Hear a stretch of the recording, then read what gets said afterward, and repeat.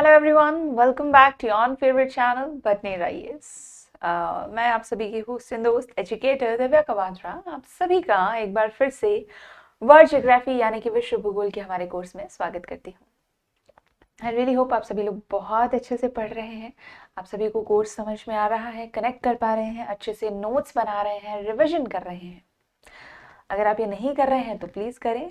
Alright, और अगर अच्छा लग रहा हो आपको तो कमेंट सेक्शन में हमें ज़रूर बताएं। ऑलराइट, चलिएगा। इससे आज हम बात करने वाले हैं हमारे लेक्चर नंबर 7 के पार्ट 2 पर। ठीक है, this is going to be part 2। Alright, okay. Part 1 में हमने क्या देखा था वो थोड़ा सा देखते हैं हम लोग कि किस तरह से हमने जो एक रिलेशन है between the sun and the earth, ठीक है, अर्थ को समझा हमने, सूर्य को समझा हमने। अब समझ रहे हैं सूर्य और पृथ्वी के मध्य जो संबंध है, किस प्रकार से इनकी क्रियाएं चलती हैं, उस चीज को हम समझ रहे थे वायुमंडल कर और फिर हम इस नेक्स्ट टॉपिक पर आए थे, है ना। तो अब आगे उस पर बात करेंगे और डिटेल से छोटे छोटे कॉन्सेप्ट्स जो हैं उनको समझेंगे और बेहतरीन तरीके से इसको समझने की कोशिश करेंगे। ऑलराइट, चलिए ठीक है। तो आगे बढ़े गाइस, इससे पहले मैं एक छोटा सा इंट्रोडक्शन हमारे नए साथियों के लिए दे देना चाहती हूँ। ठीक है, ये छोटा सा इंट्रोडक्शन कुछ इस प्रकार का है। चलो, सो मैं हूँ आपकी एजुकेटर दिव्या कवात्रा। आप यहाँ पर जैसा कि देख सकते हैं, यहाँ भी देख सकते हैं वैसे। चलिए, तो I am a masters degree holder in science and political science and international relations. ठीक है, 5 इयर्स का ऑलमोस्ट एक्सपीरियंस है मुझे इन वेरियस यूपीएससी और स्टेट पीसीएस इंस्टीट्यूट्स, जहाँ पर मैं मेजरली 2 सब्जेक्ट्स को हैंडल करती हूँ। दैट इज पीएसआईआर यानी कि political science and international relations plus geography यानी कि भूगोल। ठीक है, I am an ex faculty of Bharatiya Ashram and ex faculty of Unacademy. ठीक है, चलिए ठीक है। तो ये था छोटा सा इंट्रोडक्शन और वापस आते हैं हमारे आज के लेक्चर पर, आज के टॉपिक पर। तो हमने बहुत इत्मीनान से समझा कि कैसे सूर्य चल रहा है, कैसे पृथ्वी चल रही है, कैसे वो आपस में सह संबंध बनाकर चल रहे हैं और उन दोनों की जो मूवमेंट है उससे होने वाली बहुत सारी क्रियाएं प्रतिक्रियाएं हैं जिनको हम एक एक कर समझ रहे थे। तो एक हल्की सी नजर डालते हैं हमारे पुराने टॉपिक्स पर कि हमने क्या पढ़ा था और फिर उसको कंटिन्यू करते हैं। ठीक है, तो हम फिजिकल ज्योग्राफी पढ़ रहे हैं, भौतिक भूगोल, जहाँ पर हमने बहुत सारी चीजें पढ़ ली हैं। ब्रह्मांड पढ़ लिया है, पृथ्वी पढ़ ली है और मिल्की वे गैलेक्सी पढ़ ली है और सैटेलाइट्स पढ़ लिए हैं, क्षुद्र ग्रह पढ़ लिए हैं, छोटे छोटे मीटेरॉइड्स एस्टेरॉइड्स वगैरह भी हमने देखे हैं। ठीक है, और फिर एक कॉन्सेप्ट देख रहे थे हम, वायुमंडलीय परतें देखी थी हमने, है ना। वायुमंडलीय परतें समझी थी हमने और उन परतों में एक कॉन्सेप्ट आया था ऑरोरा। ठीक है, ऑरोरा के कॉन्सेप्ट को हमने थोड़ा सा डिटेल में पिछले लेक्चर में समझा था। ऑरोरा यानी कि ध्रुवीय प्रकाश और इसका शाब्दिक अर्थ क्या है? उषा काल यानी कि डॉन। ऑरोरा को क्या है?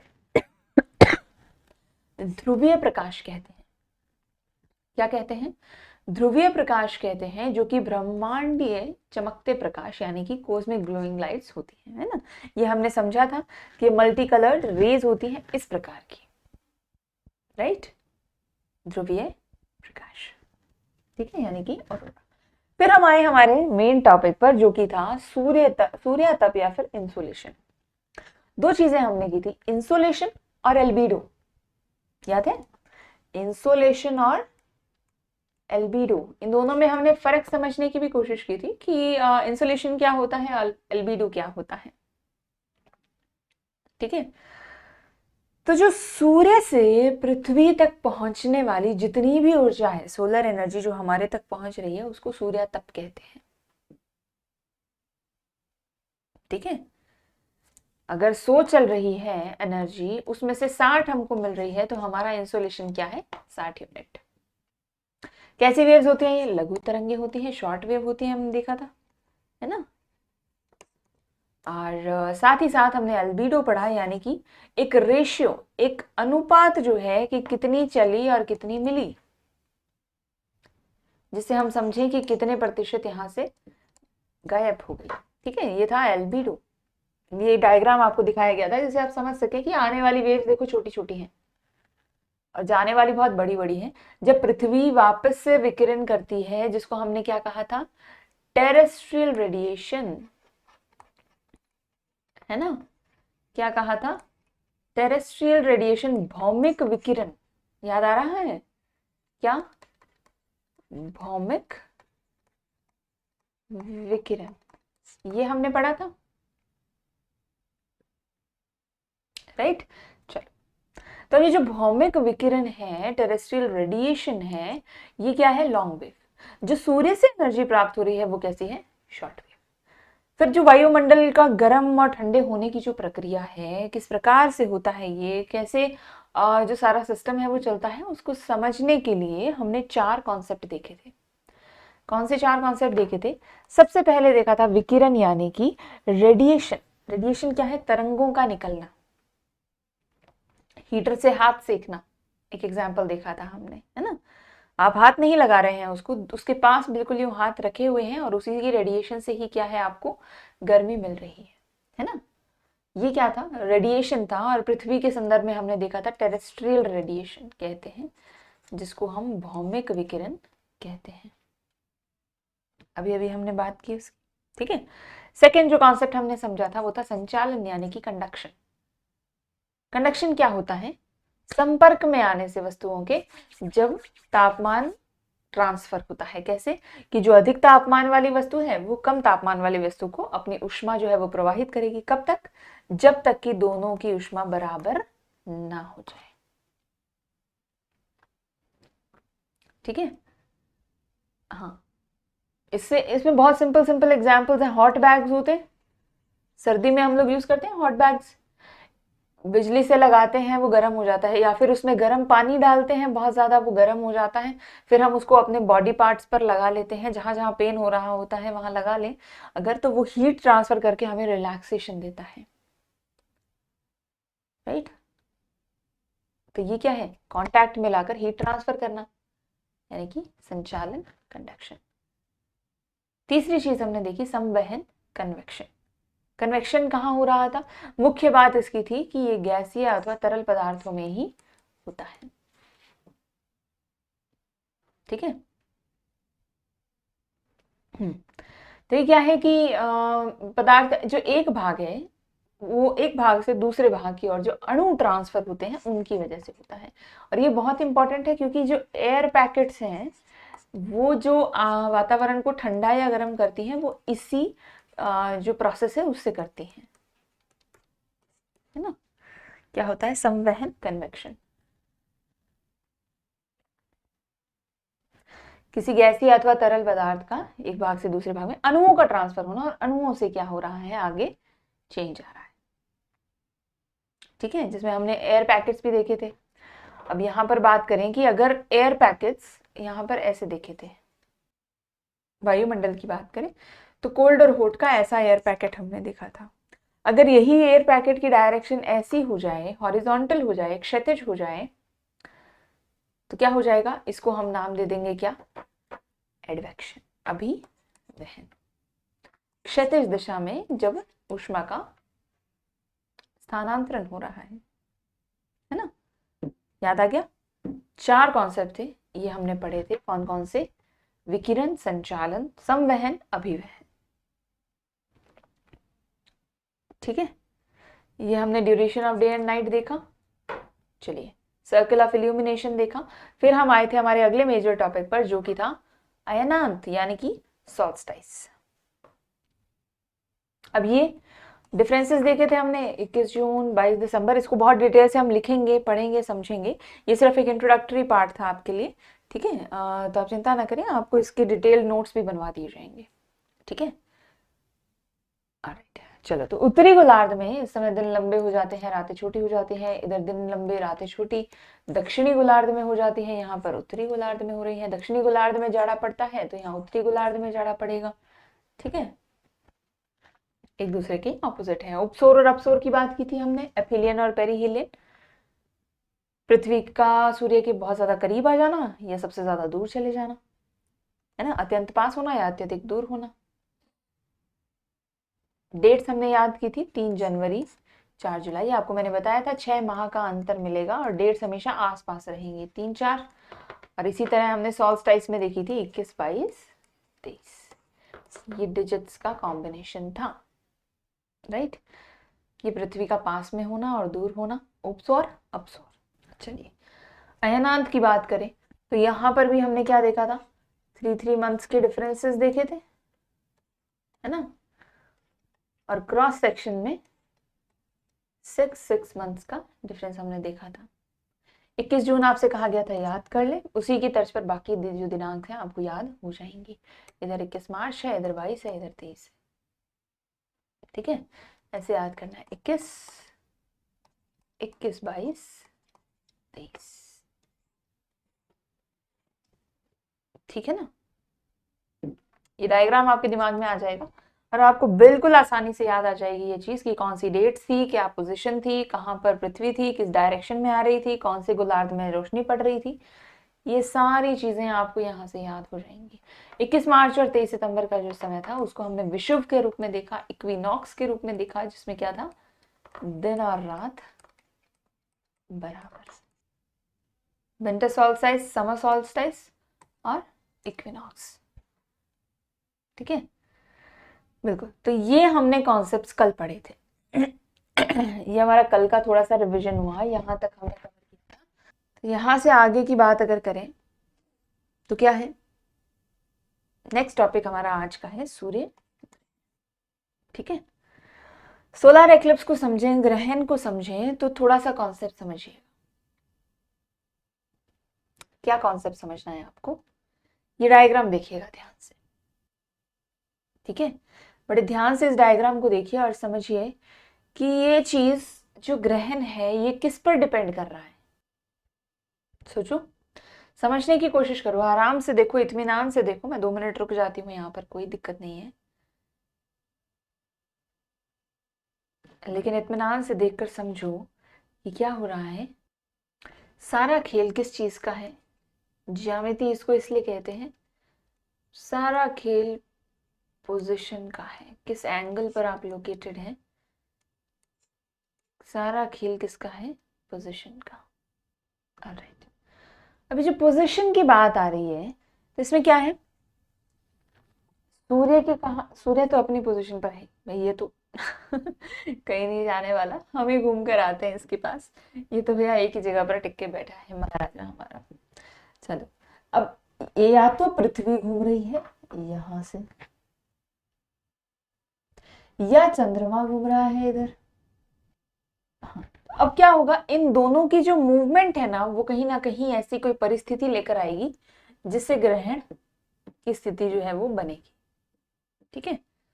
अब होता क्या है कि एक तरफ तो सूर्य की रोशनी पृथ्वी पर पड़ रही है, सूर्य पृथ्वी, डायरेक्ट लाइट आ रही है भैया, ये सूर्य है, ये पृथ्वी है, ये सूर्य अपनी रोशनी पृथ्वी को दे रहा है। मून हमारा बेचारा इधर बैठा है, लेकिन ये भी घूम रहा है। अब एक स्थिति आएगी जब ये घूमकर कहाँ आ जाएगा, इधर आ जाएगा, यहां पर, ठीक है। जब ये यहां पर आएगा तो क्या होगा, सूर्य से पृथ्वी तक जाने वाली जो रोशनी है उसके बीच में एक ब्लॉकेज आ गया, आया कि नहीं आया।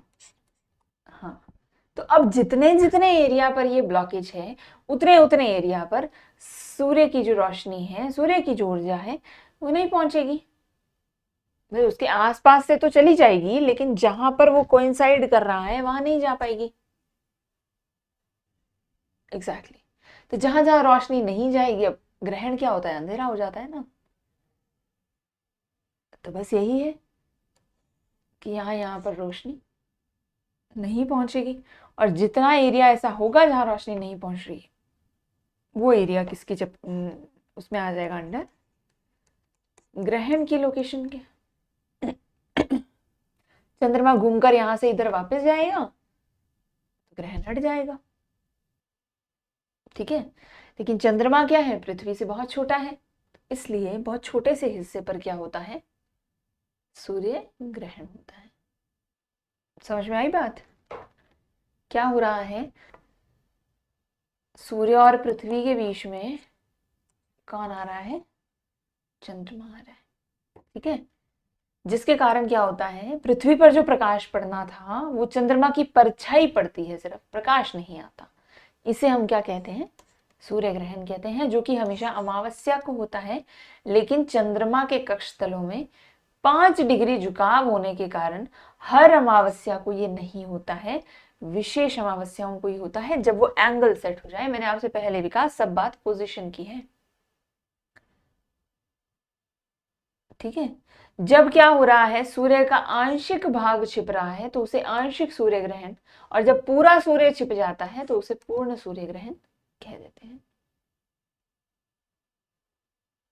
ठीक है, कभी कभी पता है क्या होता है, जैसे यूं सूर्य था, जितना हम देख पाते हैं उसमें क्या होता है, इस प्रकार से यहाँ पर हमको चंद्रमा दिखाई देने लगता है। चंद्रमा इस प्रकार से यहाँ आकर इसको ढक देता है। इतना पोर्शन तो ढक दिया, ये जो बाकी पोर्शन था ना, ये किनारा किनारा बस हमको चमकता हुआ दिखाई देता है। क्या होता है, ये किनारा किनारा चमकता दिखाई देता है, जिसको क्या कहते हैं, डायमंड रिंग कहते हैं। क्या कहा जा रहा है, पूर्ण सूर्य ग्रहण के समय परिधि दिखती है, सिर्फ पेरीमीटर दिखता है हमें उसका, जिसको डायमंड रिंग या हीरक वलय कहा जाता है। एग्जैक्टली ये पोजीशन होती है, सूर्य है, चंद्रमा है, पृथ्वी है, और इस प्रकार ग्रहण जो है वो लग जाता है। यहाँ देखो आपको एक डार्क रीजन दिख रहा है, ध्यान से देखना, थोड़ा सा फास्ट है, दिख रहा है ना, देखो आराम से देखो, ये क्या है, सोलर एक्लिप्स, सूर्य ग्रहण। ठीक है, अच्छे से देखा, समझ में आया सभी को। सूर्य का कुछ हिस्सा छुप जा रहा है, जिसकी वजह से एक डार्क जोन बन रहा है यहाँ पर, है ना। बिल्कुल, ये क्या है, सूर्य ग्रहण की स्थिति। इसी तरह दूसरा ग्रहण होता है चंद्र ग्रहण, जिसे हम कहते हैं लूनार एक्लिप्स। ठीक है, क्या कहते हैं इसको, लूनार एक्लिप्स कहते हैं। क्या हो रहा है, जब सूर्य और चंद्रमा के बीच में पृथ्वी आ रही है, अब क्या हो रहा है, पहले चंद्रमा बीच में आया था, अब पृथ्वी बीच में आ रही है। सूर्य और चंद्रमा के बीच में पृथ्वी आ जाती है तो सूर्य की रोशनी ना पहुंचकर पृथ्वी की छाया जो है वो चंद्रमा पर पहुंचती है। ठीक है, तो इसके कारण कभी कभी तो आंशिक और कभी कभी पूर्णतः अंधेरा हो जाता है। इसी को क्या कहेंगे, चंद्र ग्रहण कहेंगे। ये कब होता है, पूर्णिमा की रात को होता है, लेकिन हर पूर्णिमा को होगा ये जरूरी नहीं है। ठीक है, पूरा चंद्रमा ढक जाए तो पूर्ण चंद्र ग्रहण, आंशिक ढके तो अंशतः ढक जाने पर आंशिक चंद्र ग्रहण। सेम चीज है, बहुत ज्यादा कोई डिफरेंस नहीं है, बस ये चीज समझें आप कि कैसे इनका बैलेंस बन रहा है। ऑलराइट, चलिए, तो अब सूर्य चंद्रमा और पृथ्वी की एक रेखीय स्थिति, एक पॉइंट पर आएंगे तभी ऐसा होगा ना, सूर्य पृथ्वी चंद्रमा, जब ये एक पॉइंट पर आएंगे तभी तो इनकी जो रेज हैं ये कलाइड करेंगे, कोइंसाइड करेंगे, है ना। ये जो पोजीशन है, जब सूर्य चंद्रमा पृथ्वी एक कतार में है, एक रेखीय स्थिति में है, इसको क्या कहा जाता है, सिजगी या युति वियुति बिंदु कहा जाता है। ठीक है, क्या कहा जा रहा है इसको, सिजगी या युति वियुति बिंदु कहा जाता है। जब सूर्य और पृथ्वी के बीच में चंद्रमा होता है तो युति, और जब सूर्य और चंद्रमा के बीच पृथ्वी होती है तो वियुति। ठीक है, तो वियुति चंद्र ग्रहण, युति सूर्य ग्रहण, युति सूर्य ग्रहण, वियुति चंद्र ग्रहण। सूर्य रोशनी पड़ी, ये इधर क्या हुआ, जोन बन गया, पृथ्वी की परछाई बन गई वहां पर सूर्य की रोशनी पहुंचने की बजाय। डन है, चलो नेक्स्ट बात करते हैं, इसी से मिलता जुलता एक कॉन्सेप्ट आता है ब्लू मून। क्या है? नीला चांद, ब्लू मून। अब तुम्हारा चांद तो अलग होता है ना? बेदाग चांद हमारा है, ये चांद सा रोशन चेहरा, जुल्फों का रंग सुनहरा, ये झील सी नीली आंखें, कोई राज है इनमें गहरा, है ना? तो वो तुम्हारा ब्लू मून है, और ये जो ब्लू मून है ये पृथ्वी का ब्लू मून है। अब ये ब्लू मून कैसे बनता है? क्या होता है ना कि जो खगोलीय घटना है ये किसी कैलेंडर माह में जब 2 पूर्णिमाएं हों तो दूसरी पूर्णिमा पर ये चांद ब्लू मून हो जाता है। अब ऐसा नहीं है कि इस चंद्रमा हमको नीला दिखता है, इसका नीले रंग से कोई लेना देना नहीं है। ये घटनाएं मतलब ऐसा नहीं है कि आई पूर्णिमा और हो गया, बहुत साल लगते हैं, 2-2.5 साल लग जाते हैं आराम से, तब जाकर कहीं ऐसी परिस्थिति आती है जहां पर 2 पूर्णिमाएं एक साथ होती हैं और तब क्या है, ये बनता है। अब एक पूर्णिमा सामान्यतः 29.5 दिन को होती है, इसलिए फरवरी माह में कभी कभी ब्लू मून की घटना नहीं हो सकती। फरवरी माह में कभी भी नहीं हो सकती, क्योंकि 29.5 दिन का गैप आपको चाहिए। जब किसी साल में 2 या उससे अधिक माह में ब्लू मून होते हैं तो उसे ब्लू मून ईयर कहा जाता है। जैसे 2018 में था, तो अगर एक ही वर्ष में 2 बार ऐसा हो जाए मान लो, तो क्या होगा, 2 या उससे ज्यादा बार ऐसा हो जाए तो उसे क्या कहा जाएगा, ब्लू मून ईयर ही घोषित कर दिया जाता है, जैसे 2018 को किया गया था। ठीक है, चलो, ऐसा ब्लू कलर से कुछ लेना देना नहीं है ज्यादा इसका, तो ऐसा कंफ्यूज नहीं हुआ आप, दिस इज ब्लू मून।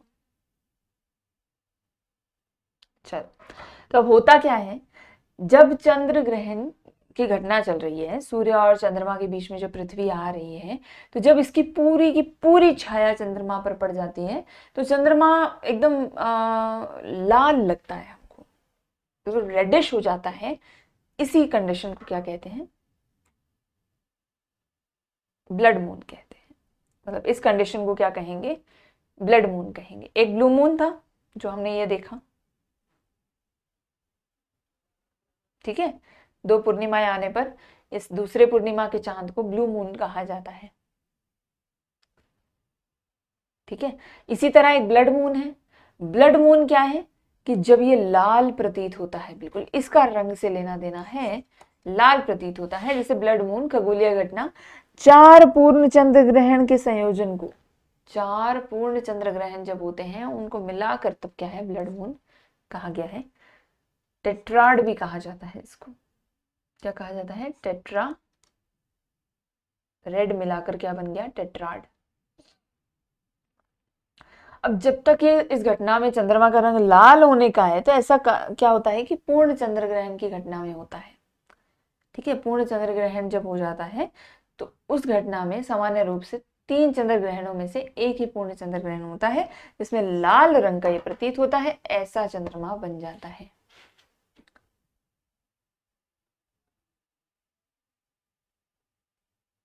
ये इसकी पूरी साइकिल है, ध्यान से देखिए तो आपको समझ में आएगा।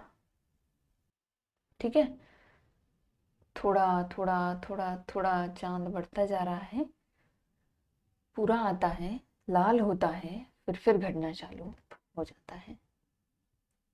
ठीक है, बिल्कुल ये है परिस्थिति। क्या क्या, ब्लड, कौन सी परिस्थिति है, ब्लड मून की परिस्थिति इसको बोलते हैं। ठीक है, हाँ, अब ये जो परिस्थिति है, जो सूर्य चंद्रमा पृथ्वी इनका आपस में जो कोरिलेशन है, इनकी वजह से एक नया कॉन्सेप्ट जन्म लेता है, जो कि क्या है, ज्वार भाटा, यानी कि, ठीक है। अब टाइड्स क्या होती हैं, हमने पहले थोड़ा सा डिस्कस किया था, मैंने जब आपको ज्वार समझाया था कि पानी का उठना, है ना। अब समुद्री सतह पर ज्वार का वह भाटा की उत्पत्ति सूर्य और चंद्रमा की किससे होती है, आकर्षण बल, यानी कि जो वो अट्रैक्ट कर रहे हैं अपनी ओर, और पृथ्वी के गुरुत्वाकर्षण बल और अपकेंद्रीय बल से हो रही है। ठीक है, तो अब पहली चीज याद करो कि कौन कौन से फोर्सेस इसमें काम कर रहे हैं। ज्वार भाटा में कौन कौन से फोर्सेस काम कर रहे हैं। सबसे पहली बात तो सूर्य और चंद्रमा का आकर्षण बल।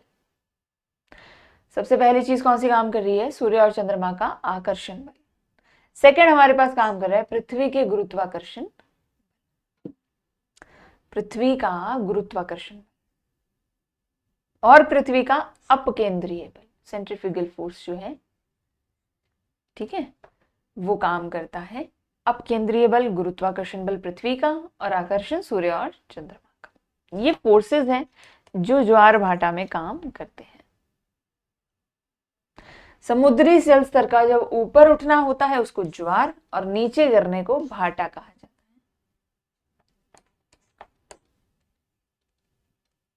टाइड्स जो है, जब पानी ऊपर उठता है तो ज्वार कहते हैं, जब नीचे आ जाता है तो उसको भाटा कहते हैं। सिंपल। बहुत अलग तरह की ऊंचाई हो सकती है ना। बहुत ऊंची टाइड भी जा सकती है और हल्की सी छोटी सी टाइड भी जा सकती है। उठाव तो कितना भी हो सकता है ना। तो ज्वार भाटा की ऊंचाई में बहुत सारी विविधताएं पाई जाती हैं, ठीक है।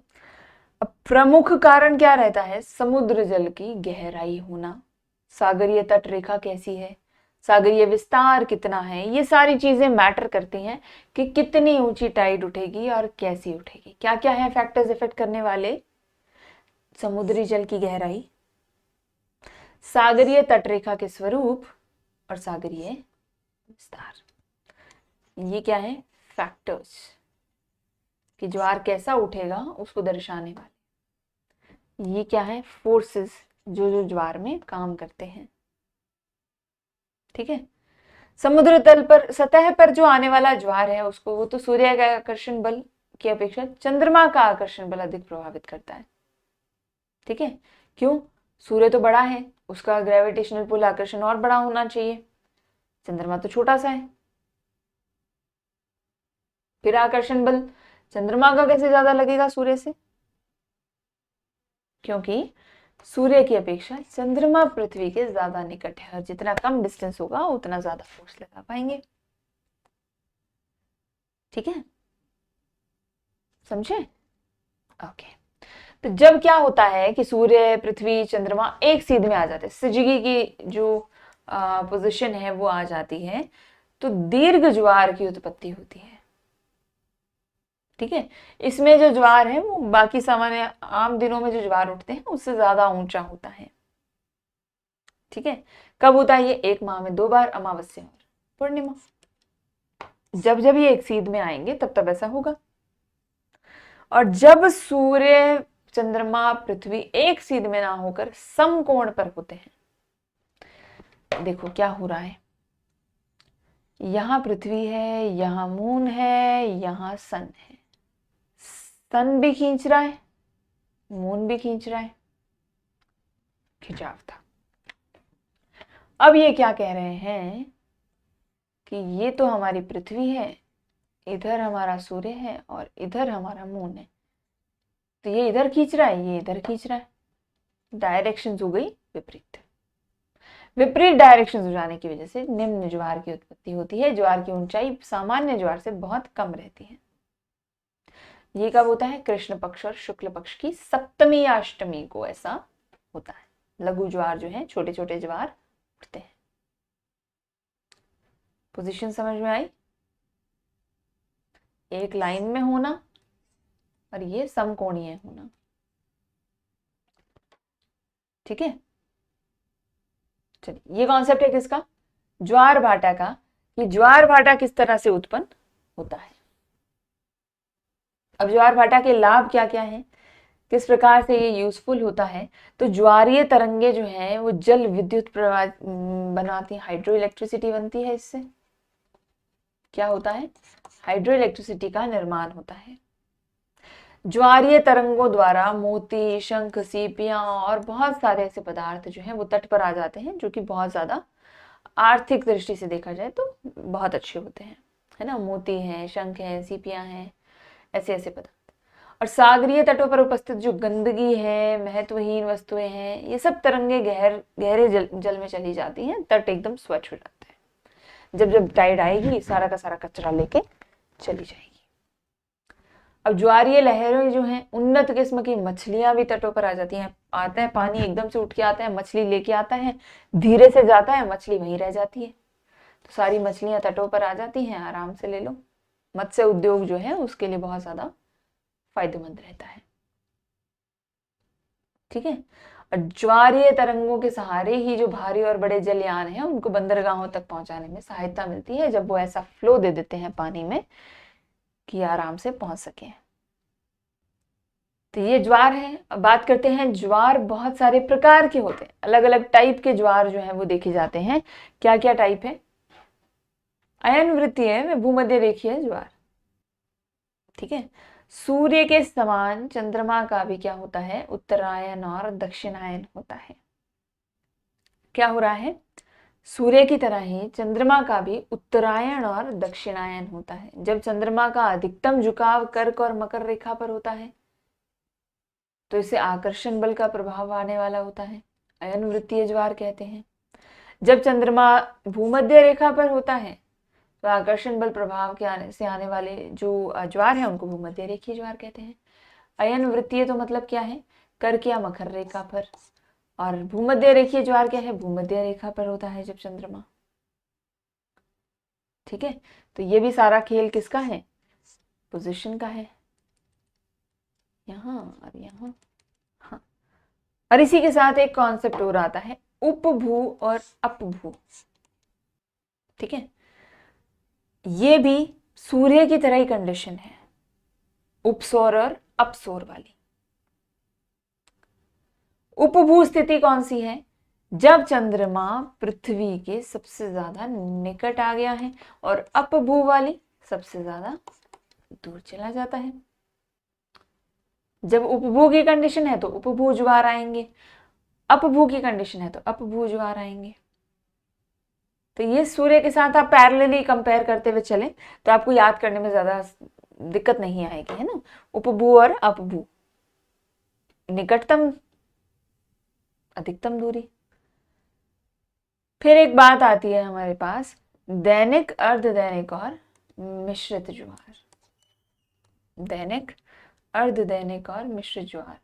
अब किसी स्थान पर क्या हो रहा है, एक दिन में एक उच्च एवं एक निम्न ज्वार आता है।